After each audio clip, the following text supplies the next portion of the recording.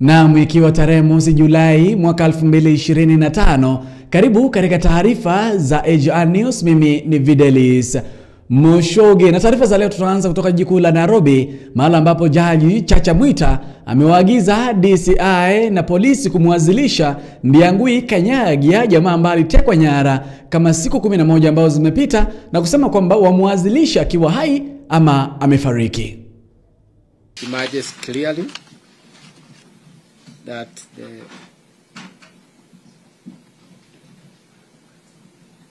there was an interest on the second petitioner, and officers from the DCI visited his residence, and they were the last people to be in that residence on 21st of June, the date he disappeared.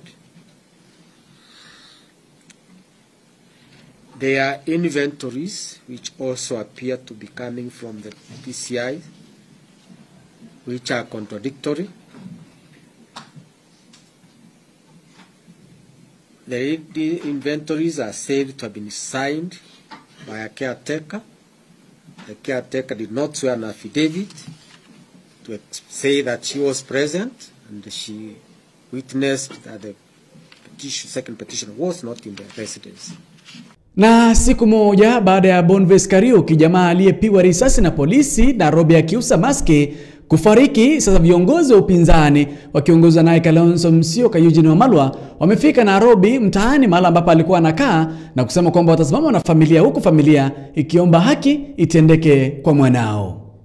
Rizala za rambirambi kutoka wenzetu ndugu Rigiji, Martha Karua, Fred Matiang'i, wale wengine tulipata nafasi hata kupitia hospitali, na tukaahidi kwamba tutashiriki na hii familia. Tulikuwa tukitarajia kwamba kijana atapata nguvu, lakini kutokana na kifo cha Boniface ambacho kilifuatilia, mkikumbuka kifo cha Albert Ojwang, maandamano wakati huo ilikuwa ni juu ya kuuawa kwa police station. Mkinyamaza tutasikilizana, wewe ukinyamaza tutasikilizana. Hatuna loudspeaker karibu.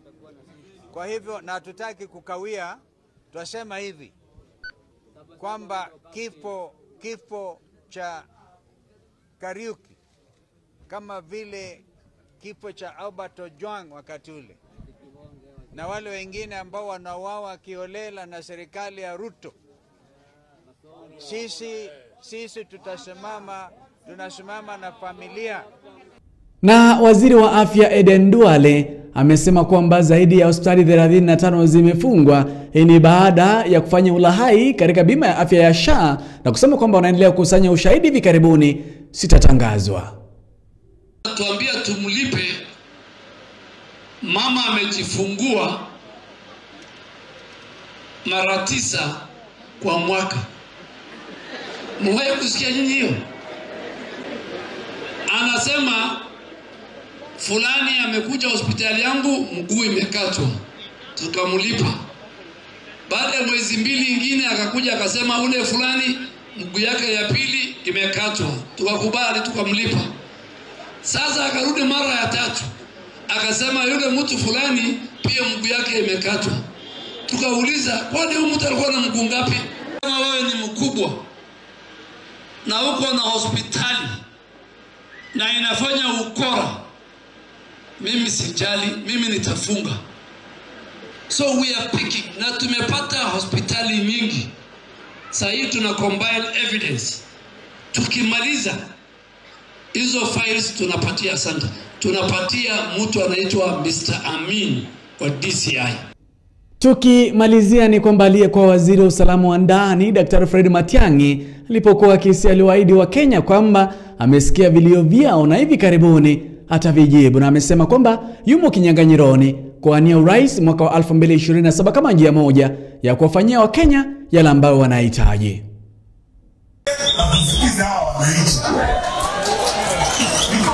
Ukiwa hapa today, hata ukiwa hapa leo, imezidi ya intelligence. Unaona vile hawa wananchi wanataka. Sasa mmesema wazi vile mnataka, na mnataka tuende namna gani? Hao viongozi wetu wamekuja hapa, waheshimiwa wa MCS wa wote wamezungumza hapa, wamesema vile mnataka tuende. Na mimi nataka kuhakikishia hivi ndugu zangu na dada. Hapo mnataka tuende, tutaenda na nini kwa mbele. Hizo ni baadhi ya taarifa ambazo tulikuwa tumekuandalia siku ya leo. Uwe na siku njema na vile vile mwezi mpya mwenye mafanikio. Mimi ni Videlis Moshoge.